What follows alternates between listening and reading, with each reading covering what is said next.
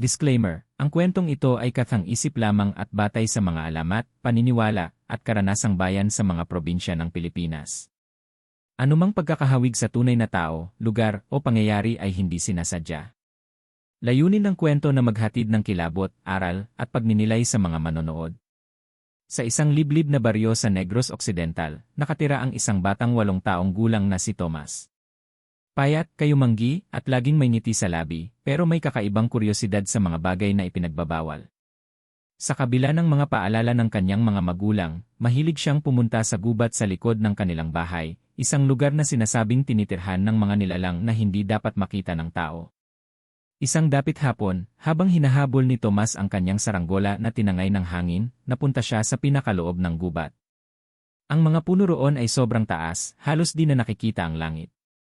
Ramdam niya ang malamig na simoy ng hangin na parang may kasamang bulong. Sa di kalayuan, narinig niya ang mahina ngunit nakakatindig balahibong halakhak. Akala niya unay mga ibon lang, pero nang magtagal, parang boses na ng babae na may halong panaghoy. Nagtago si Tomas sa likod ng isang punong balete, ang pinakamatanda at pinakamalaki sa buong gubat. Habang nakayakap siya sa ugat nito, napansin niyang kumikislap ang lupa sa kanyang harapan. May liwanag na parang sinag ng buwan pero galing mismo sa ilalim ng lupa. Nang marahan niyang dukutin, may naramdaman siyang malamig na kamay na humawak sa kanya. Napasigaw siya, ngunit walang lumabas na tinig sa kanyang bibig, parang may pumigil sa kanyang boses. Maya-maya, isang liwanag na kulay ginto ang pumaligid sa kanya. Sa loob ng liwanag, nakita niya ang isang nilalang na hindi niya maipaliwanag, isang babae na may mahabang buhok, maputing balat, at mga matang tila nagliliwanag sa dilim. Hindi ito mukhang tao, ngunit hindi rin mukhang halimaw. Nakasuot ito ng balabal na gawa sa dahon at sinabing may tinig na malamig ngunit banayad, huwag kang matakot, Tomas. Ang gubat na ito ay hindi para sa kanila kundi para sa iyo. Nang magising siya, nasa tabi na siya ng kanilang bahay. Nakaakap sa kanya ang kanyang ina, umiiyak, at sinasabing nawawala raw siya ng halos 3 oras. Pero ang hindi nila napansin, may bakas ng liwanag sa palad ni Tomas, at sa ilalim ng kuko niya, may naiwang butil ng lupa na kumikislap. Mula noon, tuwing dumadaan siya malapit sa gubat, parang may mga matang nakamasid sa kanya, hindi upang takutin siya, kundi upang bantayan. At doon nagsimula ang misteryong magpapabago sa buhay niya magpakailanman. Kinabukasan, tila may kakaibang nangyari kay Tomas. Habang kumakain ng almusal, napansin ng kanyang ina na tulala ito at laging nakatingin sa bintana patungo sa direksyon ng gubat. Tinawag siya ng paulit-ulit pero parang hindi siya naririnig. Nang lapitan siya ng ina, napansin nitong malamig ang mga kamay ng bata, at sa kanyang palad ay may manipis na bakas ng liwanag na parang pilak kapag natatamaan ng araw. Anak, ano nang nangyari sa iyo kagabi? Tanong ng ina na may halong kaba. Umiling lang si Tomas. May babae po, inay sa gubat. Sabi niya, huwag daw akong matakot. Napapitlag ang ina at agad siyang niyakap. Huwag mong banggitin yan, anak. Delikado ang gubat na yon. Maraming nawawala ron noon pa man. Kinahapunan, dumating si Lola Sebia, ang matandang albularyo ng baryo. Narinig niya ang balita tungkol kay Tomas at dumiretso agad sa kanilang bahay. Nakatingin siya sa bata ng matagal, sa kamarahang hinaplos ang palad nito. Napasinghap siya. May tanda ng liwanag ng kalikasan, mahinang sabi ni Lola Sebia. Nagulat ang mga magulang ni Tomas. Ano pong ibig niyong sabihin, Lola? Tanong ng ama. May engkantong pumili sa inyong anak. Hindi lahat ay binibisita ng ganitong nilalang. Pero may dahilan, malaki ang panganib na paparating. Sa gabing iyon, habang tulog ang lahat, biglang nagising si Tomas sa tunog ng mga kaluskos sa labas. Lumabas siya ng bahay at nakita ang ilang pusa at aso na tumatakbo palayo sa gubat. Ang mga ibon ay nagliliparan, tila may hinahabol na hindi nakikita. Nang mapatingin siya sa itaas ng mga puno, may itim na aninong lumilipad, mahaba ang pakpak, at naglalaho tuwing tatamaan ng liwanag ng buwan. Kinabukasan, nagulantang ang buong baryo. 3 manok, 2 baboy, at 1 kambing ang natagpuang patay at tuyong-tuyo, walang dugo, walang bakas ng kagat, pero parang piniga ang mga katawan. Ang mga matatanda ay nagbulong-bulungan, bumalik na naman sila mga aswang. Muling tumingin si Tomas sa gubat. Sa gitna ng mga dahon, parang may nakita siyang liwanag na kumikindat sa kanya, ang parehong liwanag na nakita niya noong gabi sa balete. Parang tinatawag siyang muli ng nilalang na yon. At sa ilalim ng hangin na dumaan, tila narinig niya ang boses na pamilyar, "Tomas, ang oras ay dumarating. Huwag kang lalayo sa liwanag." Lumipas ang ilang gabi, at unti-unting binalot ng takot ang baryo. Kapag lumulubog ang araw, agad nagsasara ng pinto ang mga bahay, at walang batang lumalabas kahit sandali. Ayon sa matatanda, kapag sumapit daw ang bagong buwan, lalabas ang mga nilalang na gutom sa laman ng tao, mga aswang na matagal nang hindi nagparamdam. Isang gabi, habang naglalagay ng asin sa paligid ng bahay ang ama ni Tomas, bigla silang nakarinig ng iyakan ng bata mula sa gubat. Mahina sa una, pero unti-unting lumalakas, parang humihingi ng tulong. "Tomas," tawag ng ama, ngunit walang sumasagot. Sa halip, parang mas lalong lumalapit ang iyak. "Lando, huwag kang lalabas," sigaw ng ina. Pero dala ng pagiging ama, hindi napigilan ni Mang Lando ang sarili. Kinuha niya ang itak at isang lampara, at sinundan ang tinig papasok sa gubat. Makalipas ang ilang minuto, nakarinig si Tomas ng sigaw, malakas, mabagsik, at puno ng sakit. Sumunod ay katahimikan. Ang mga aso sa paligid ng bahay ay nag-uunahan sa pagtaghoy, tila may naamoy na dugo. Agad na tumakbo si Tomas palabas, ngunit pinigilan siya ng kanyang ina. Umiiyak itong nakayakap sa kanya. Kinabukasan, nagpunta ang mga taga-baryo sa gubat upang hanapin si Mang Lando. Sa tabi ng sapa, natagpuan nila ang kanyang sombrero, basang-basa ng dugo, ngunit wala ang katawan. Sa paligid ng ilog, may mga bakal na bakas ng paa, malalaki, mahahaba, at hindi pangkaraniwan. May ilan pang nagsabi na may pakpak silang nakita na dumaan sa ulap bago mag-umaga. Simula noon, halos hindi na lumabas ng bahay si Tomas. Tahimik siya, pero gabi-gabi ay napapanaginipan niya ang kanyang ama, nakahiga sa ilalim ng balete, habang may mga aninong umiikot sa kanya.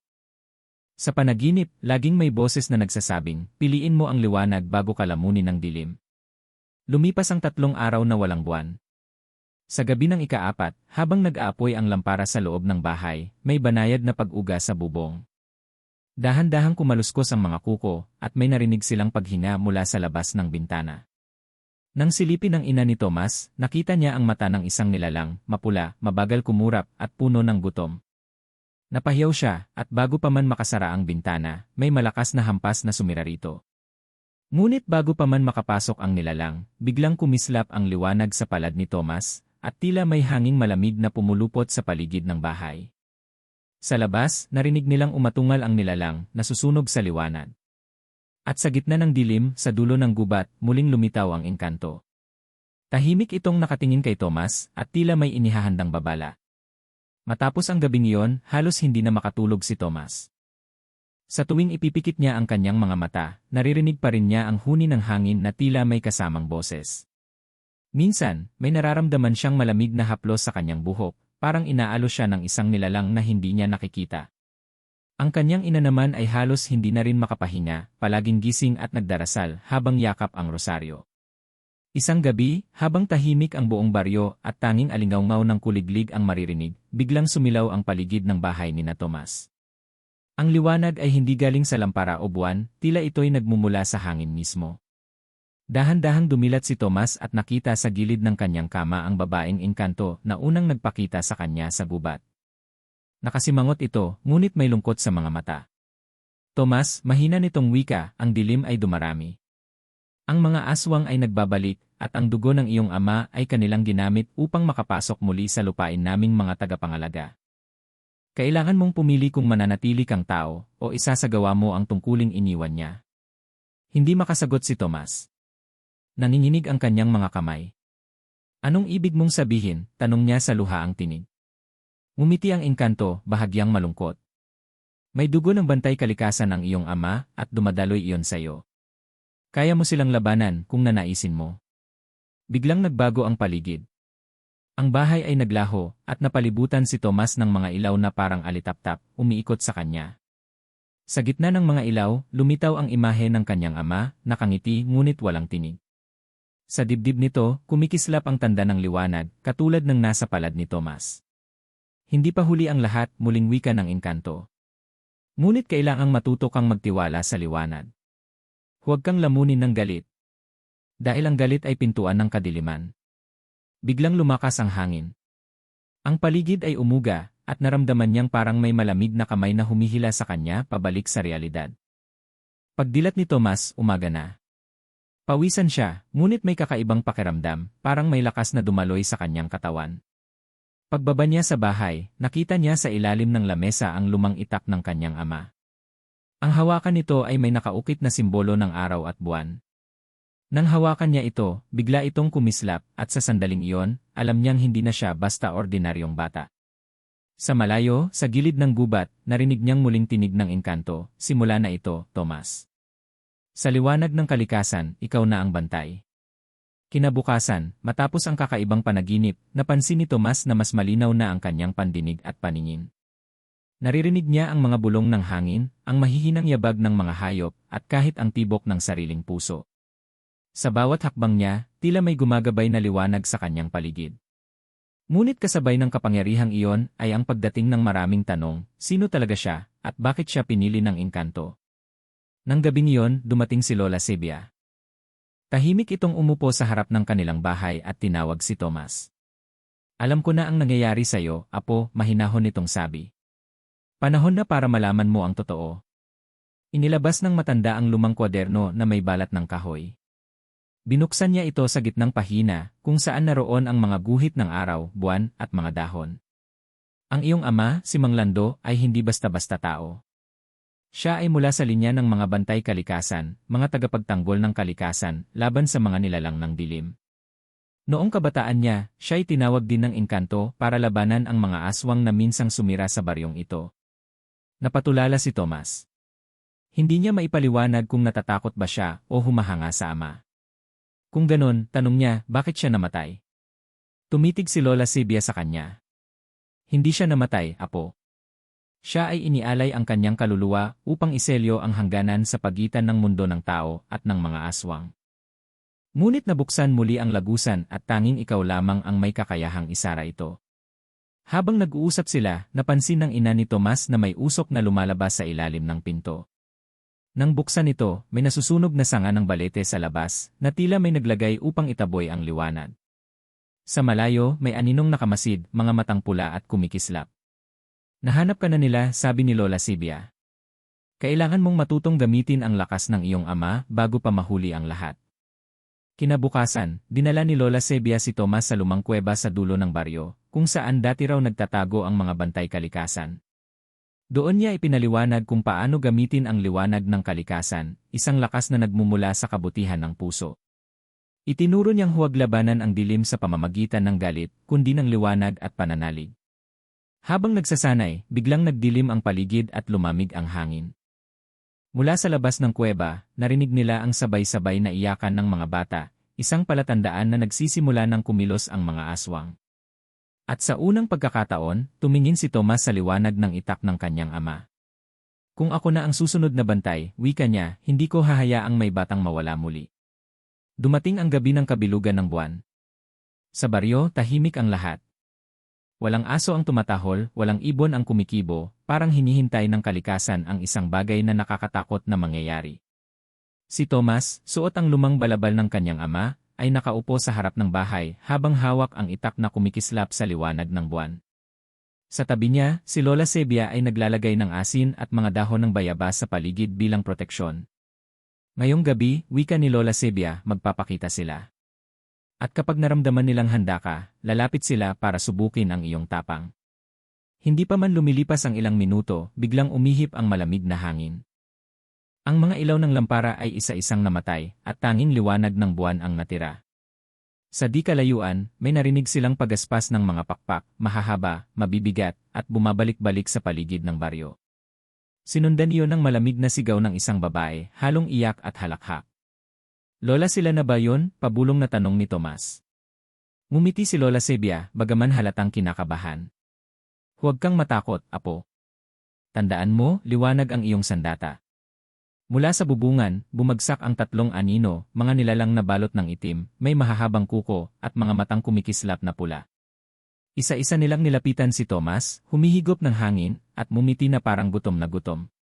Bata, halimuyak ng dugong tagapangalaga, sabi ng isa. Sa'yo nagmumula ang kapangyarihang matagal na naming inaasam. Nanginginig man, itinaas ni Tomas ang kanyang itak at sumigaw. Hindi niyo kami madadala. Paglapag ng unang aswang, biglang sumiklab ang liwanag sa kanyang palad. Kumalat ito sa paligid, parang kidlat na tumama sa lupa. Napasigaw ang mga aswang, nagliyab ang kanilang balat, at nagsitakbo palayo. Ngunit sa likod nila, lumitaw ang mas malaking nilalang, ang pinuno ng lahat ng aswang.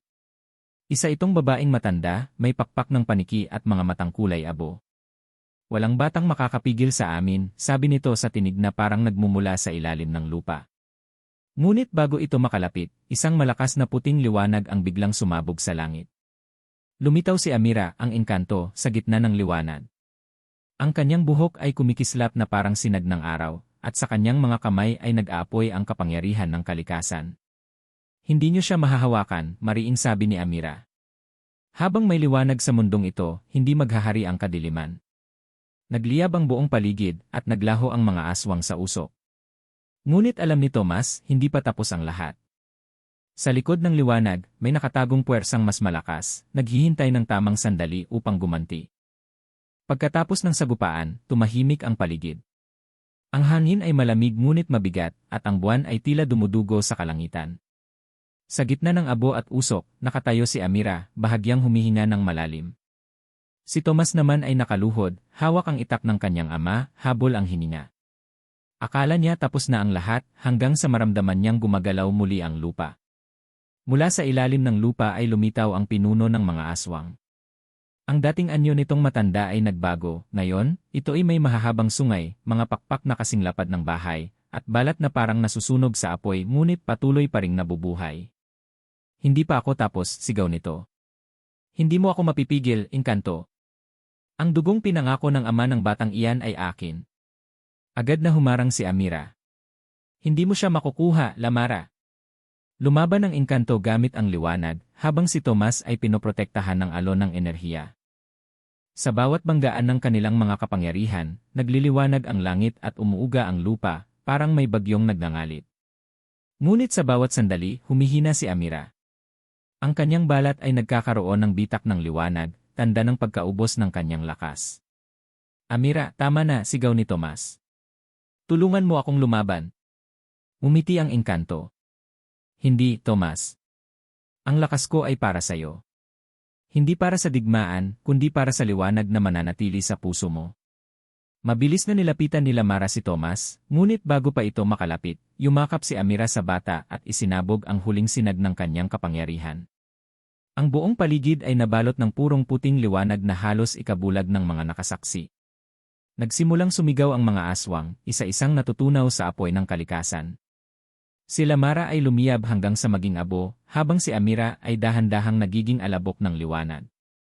Bago siya tuluyang maglaho, ibinulong niya kay Tomas, ang liwanag ay nasa loob mo na. Protektahan mo ito hanggang sa huling hininga mo. Pagbagsak ng huling sinag, nagbalik ang katahimikan. Ang buong gubat ay nabalot ng malinis na hangin, at ang mga bituin ay kumislap muli. Ngunit si Tomas ay nakaluhod pa rin, umiiyak, habang unti-unting nawawala si Amira sa kanyang mga kamay. Bakit mo ako iniwan, bulong niya. Ngunit sa hangin, may dumaan na malamig na simoy at isang pamilyar na tinig, hindi ako nawala, Tomas. Ako'y liwanag na laging magbabantay. At mula noon, sa bawat dapit hapon, may banayad na liwanag na bumabalot sa punong balete, tanda ng sakripisyong ginawa ng engkanto upang iligtas ang mundo ng tao. Pagkalipas ng ilang araw matapos ang sakripisyo ni Amira, unti-unting bumalik ang kulay ng negros. Ang mga punong dating tuyo ay muling namulaklak. Ang mga ilog na nagdilim ay muling luminaw, at ang mga ibon na matagal nang nawala ay nagsimulang umawit sa umaga. Ngunit sa gitna ng lahat ng iyon, nanatiling tahimik si Tomas. Araw-araw ay dinadalaw niya ang punong balit kung saan huling nagpakita si Amira. Doon siya nag-aalay ng mga bulaklak, kandila, at mga dasal. Minsan ay naririnig pa rin niya ang tinig ng engkanto sa hangin, banayad, mapayapa, at puno ng liwanag. Ang lakas mo ay hindi sa espada, Tomas, kundi sa puso mong marunong magmahal. Lumipas ang mga buwan at bumalik ang katahimikan sa baryo. Ang mga tao ay muling nagtanim sa kanilang mga bukirin. Ang mga bata ay naglalaro sa ilog na dati pinamumugaran ng mga nilalang ng dilim. At ang mga matatanda ay nagsimulang magkwento muli ng alamat ng batang iniligtas ng engkanto. Si Tomas, na ngayoy binatilyo na, ay naging tagapangalaga ng kabubatan. hindi siya lumisan sa baryo. Sa halip, itinuloy niya ang pangako niya kay Amira, ang protektahan ang balanse ng kalikasan at ng mundo ng tao. Madalas siyang nakikitang nag-aalay ng mga dahon ng banaba sa ilog o naglalagay ng asin sa mga hangganang ipinag-utos ng mga engkanto. At kahit minsan ay tinutukso siya ng iba na baliw sa diwata, hindi niya yon iniinda. Alam niyang totoo ang kanyang karanasan. Isang gabi, habang nakaupo siya sa tabi ng balete, napansin niyang may mga alitaptap na nagtitipon sa paligid. Dahan-dahan, nag-anyo ang mga ito sa hugis ng babae, isang aninong pamilyar, nakangiti, at may mahabat kumikislap na buhok. Amira, bulong ni Tomas. Umiti ang liwanag. Tomas, natupad mo ang iyong pangako. Dahil sa iyo, ang Negros ay ligtas muli. Naglaho ang imahe, ngunit naiwan ang isang butil ng liwanag na lumapag sa kanyang palad. Mula noon, ang butil na iyon ay hindi nawala, isang paalala ng engkantong nagligtas sa kanya at sa buong baryo. Lumipas ang mga taon at naging alamat si Tomas. Isinasalaysay ng mga matatanda ang kanyang kabayanihan, ang batang iniligtas ng engkanto, na kalaunan ay naging bantay ng liwanag ng Negros. At hanggang ngayon, sinasabing tuwing ikapitong gabi ng buwan, makikita sa gitna ng kagubatan ang isang liwanag na dahan-dahang sumasayaw sa hangin, ang liwanag ni Amira, at ang kaluluwang patuloy na nagbabantay sa mga taong kanyang minahal. Sa dulo ng kwento, nagpaalala ang mga matatanda, huwag mong kalimutan ang utang ng puso sa kalikasan. Sapagkat minsan, ang mga engkanto ay hindi lamang alamat, kundi mga anghel na itinago ng lupa upang iligtas ang tao.